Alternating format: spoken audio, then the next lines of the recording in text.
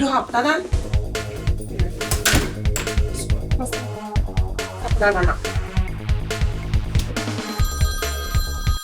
Ja, hallo? Hallo, det Ellen her.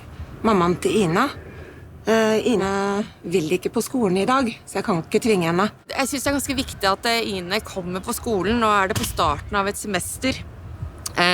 Og med en gang du har gått, så finner hun roen og leker med de andre barna og gjør det godt på skolen. Ja, jeg hører hva du sier, men hun vil ikke. Og jeg tror hun føler seg ganske utrygg. Jeg vet ikke om dere vet hva hun har opplevd tidligere. Jeg lurer på om kanskje jeg skulle snakke litt med barnevernet om det her, ja.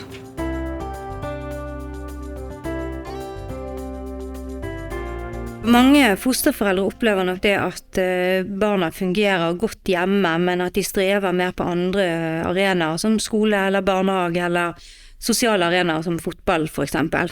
Ja, vi har opplevd at tenåringsjenta vår har fått en veldig tøff atferd på skolen og begynt å henge med kamerater som ikke var det beste for henne, kan du si, og dårlig påvirkning, og mens vi hjemme så det jo som bare gulljente, og vi ikke vil ha gått til BUP, og vi vet ikke hva det som gjør at hun får den atferden, men barnevernstjenesten, dem hører vi aldri noe til. Barnevernet tror at det oss det noe gærent med, så vi litt sånn fortvilet og vet ikke helt hva vi skal gjøre. Det kan jo være sånn at fosterbarnet har problemer utenfor hjemmet også, altså på skolen eller noen fritidsaktiviteter, eller altså I fotball eller korps eller hva som helst. Og så det da litt vanskelig å få dem som leder idrettslag eller korps til å forstå hvorfor ungen sliter. Og da å forklare at ungen min har andre behov og trenger å bli møtt på en annen måte enn de andre barna, så jeg føler at ikke man får forståelse for det. Hva kan vi si? Hva det taushetsplikten gir oss lov til å si? Og hva kan vi ikke si? For å få dem til å forstå.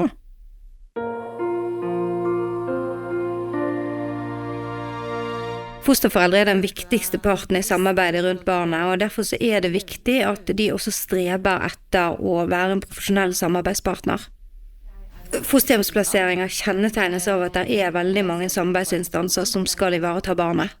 For eksempel saksbehandler I barnevernstjenesten, teamleder, veileder, barnets foreldre og familie, skole, lærer, assistent, rektor, skolefritidsordning, barnehage, tilsynsfører, kommuneadvokat og barnas talsperson, PPT, BUP, eventuelt besøkshjem, sakkyndig psykolog med flere.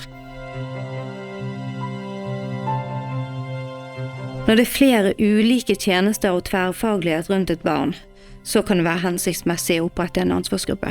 Her møtes ulike tjenester, som for eksempel PPT og BUP, skole, barnevern, fosterforeldre, for å samordne tjenestene rundt barnet. Ja, velkommen til ansvarsgruppemøte for Ina. Vår oppgave å sammen finne ut hva Ina trenger, og hvordan vi skal få til best mulig hjelp til henne. På grunnlag av det så skal vi siden lage en individuell plan for Ina. Det har alle som trenger koordinerte og langvarige helse- og omsorgstjenester fra kommunen rett til. Jeg synes at vi går runden og presenterer oss selv og våre roller og forventninger. Jeg heter da Kaja Børli og saksbehandler I barnevernstjenesten for Ina og Inas fosterfamilie, og har tatt initiativ til å etablere denne ansvarsgruppen. Jeg håper at vi sammen kan lage et godt bilde av Inas behov og utfordringer. Så kanskje du kan fortsette? Ja, takk. Ja, jeg heter Ellen Gjertsen. Jeg og min ektemann Erik fosterforeldre for Ina på 9 år. Ina har bodd hos oss, I snart 2 år. Hun vegrer seg for å gå på skolen. Og så jeg håper dere kan hjelpe oss med å finne en løsning for å tilrettelegge for Ina, så hun ikke utrygg. Ja, jeg heter Olaug Thomsen. Jeg læreren I Inas klasse. Jeg ser jo bare Ina på skolen. Men jeg synes det veldig viktig at hun kommer på skolen hver dag, sånn at hun får lært det de andre medelevene lærer, sånn at hun ikke blir hengende etter. Hei, jeg heter Lars Ørjasæter. Vi jobber i PPT.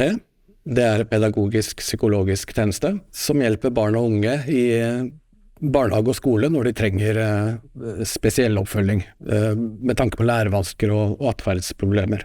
Vi håper samarbeidet her vil kaste lys over situasjonen, slik at Ina kan få den beste hjelpen med at vi kan teste henne og lage en IOP, en individuell opplæringsplan.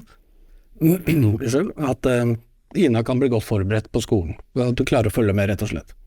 Hei, jeg heter Ole Pettersen og er psykolog i BUP. Og BUP, det er jo barne- og ungdomspsykiatrisk poliklinikk. Det er vår oppgave å ivareta barnets psykiske helse. Og vi har da et diagnoseperspektiv i vår utredning av barnet. Og vi leter i barnets omsorgssvikt historie og oppvekstbetingelsene. Vi vil se etter skjevutvikling og tap av utvikling. Og dersom vi finner noe som vi kan bidra med behandling av, ja, så gjør vi det. Barn bør ut fra modenhet få tilbud om å delta i deler eller hele ansvarsgruppe, men det bør være ut ifra deres egne ønsker.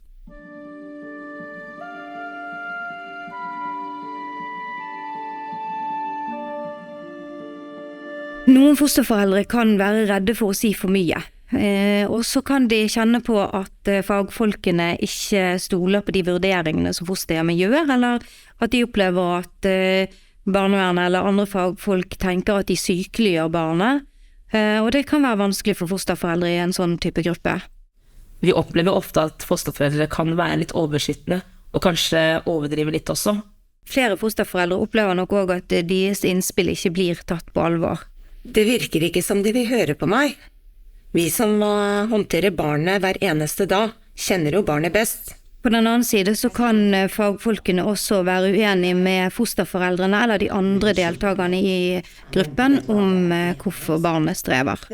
Nei, det er jeg ikke enig. Fagfolkene kan også oppleve at fosterforeldrene ikke helt klarer å skille på sine egne frustrasjoner i omsorgsoppgavene og de reelle objektive observasjonene de gjør. Når Ina blir utagerende, og jeg egentlig ikke klarer å løse problemet, så føler jeg det at hun egentlig er veldig utrygg og redd inni seg. Og jeg vet at kanskje for dere så er det veldig vanskelig å se inn i den situasjonen, se inn i våres luke, men jeg føler egentlig her at jeg ikke blir tatt på alvor. Man ser gjerne barnets behov ut ifra egen erfaring og kanskje utdanning også. For eksempel så kan skolen være veldig opptatt av læring og behovet for å ha fokuset der, mens fosterforeldrene kjenner på at det viktigste er å begynne med at barnet er trygt. De ulike partene er gjerne opptatt av ulike deler av barnet sitt liv. Så derfor så er det jo viktig at alle parter prøver å få til en felles forståelse rundt barnets behov. La oss sammen prøve å få en felles forståelse for Ina og Inas behov. Kanskje fostermor Ellen kan begynne med å beskrive Inas fungering og hva du tror at hun trenger. Så kan vi andre etterpå dele våre tanker rundt det.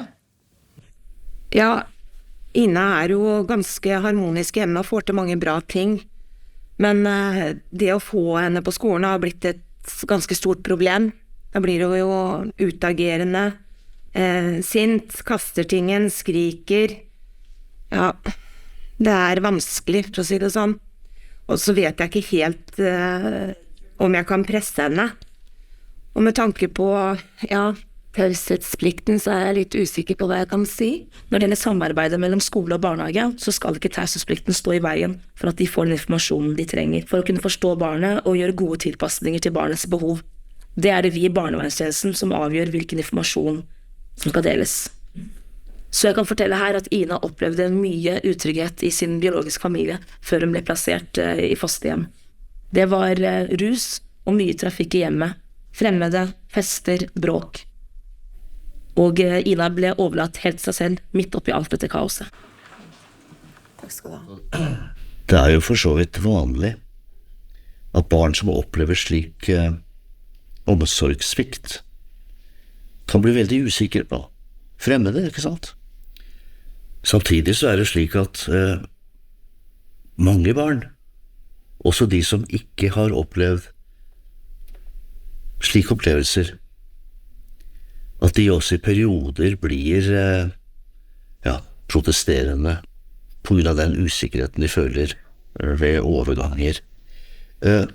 Hender det at Ina også protesterer dersom dere skal noen andre steder sånn litt plutselig? Ja, hvis det blir hektisk, så kan det skje. Ja, vi i skolen, vi syns at Inas fostermor skal bestemme at Ina skal på skolen. Og så kan vi heller ha et godt samarbeid med avleveringen. Vi opplever at selv om hun gråter når hun kommer til skolen, så går det fort over. Jeg føler at hun er trygg på oss. Det handler mer om at hun ikke vil at du skal gå. Og som du sier, Ole, så er det jo mange barn som har det sånn. Men når Ina kommer hjem fra skolen, så er hun egentlig ganske utslitt og apatisk. Det virker som hun har mindre å gå på enn andre barn. Det virker som hun bruker mye ressurser på å ikke ha meg der til stede. At hun er utrygg. Noe i den sjangeren. Hva tenker du, Ole? Kan dere utrede Ina for å se om det er noen psykiske utfordringer dere kan jobbe videre med? Ja, det tror jeg er en god idé.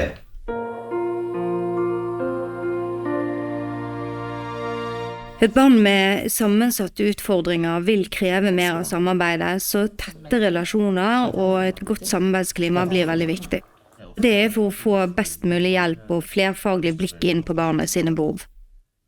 Det er viktig å gi gode og nyanserte beskrivelser av barnet, både de gode tingene og det som er mer utfordrende.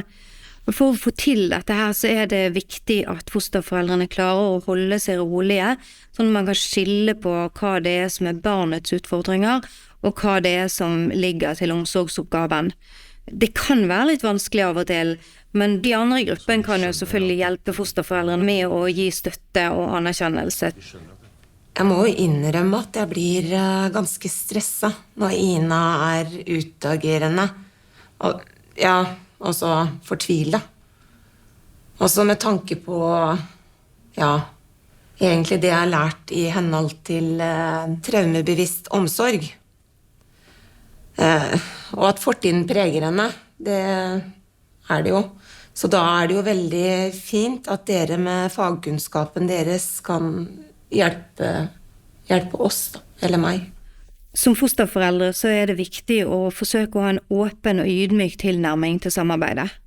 Det er fint å være tydelig, men bruk gjerne et språk som viser respekt for barnet, og fortell gjerne om alt det gode som er med barnet også. Jeg tenker at vi kan begynne å utrede Inas eventuelle tilknytningsforstyrrelser. Ja, det vil jo være konstruktivt, slik at vi på grunnlag av deres konklusjoner da kan vurdere tiltak for å støtte hennes utvikling. Ja, takk for et godt og konstruktivt møte. Det er viktig at vi samsnakker for å kunne jobbe i samme retning. Da er vi enige at BUP setter i gang en utredning, og deretter vil PPT vurdere mulige tiltak. I mellomtiden så vil vi gi fosterforeldrene veiledning for å kunne håndtere de situasjonene som dere synes er vanskelige. Og da kan kanskje BUP komme med noen forslag på det, hvordan de skal kle på Ina, følge Ina til skolen, og det å forlate Ina ved skolen.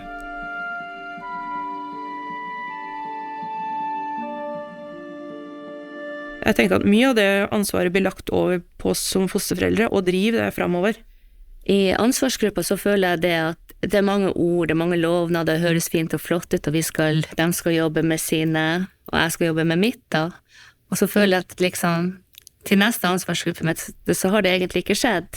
Det var bare noe på papiret. Ja, når det er problemer med ansvarsgruppa, så tenker jeg kanskje at barnevernstjenesten må være litt mer på ballen, rett og slett, og følge det opp tettere. Ofte så er det jo barnevernstjenesten som skal ha ansvaret for å lage disse møtene, samarbeidsmøter eller ansvarsgruppemøter. Og så er det jo så mange instanser som skal med, og Jeg må si, det kan være ganske krevende å bare få en dato som passer for alle. Og jeg har jo overhodet ikke noe mandat til å pålegge andre å delta i sånne møter. Det har man jo ikke.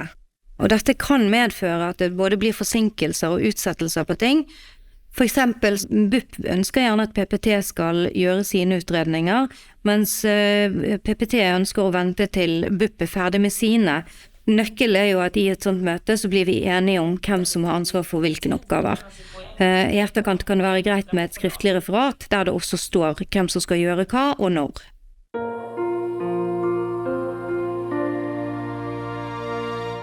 Når det ikke finnes midler, hva skal man gjøre?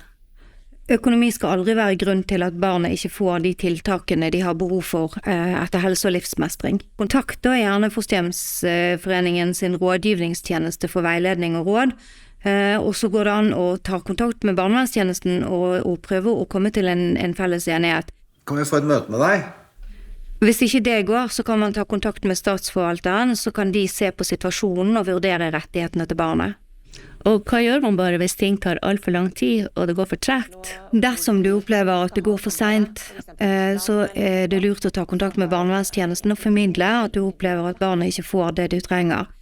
Da kan du høre med de om de kan koordinere og ta kontakt med de instansene som kan hjelpe med bedre fremdrift.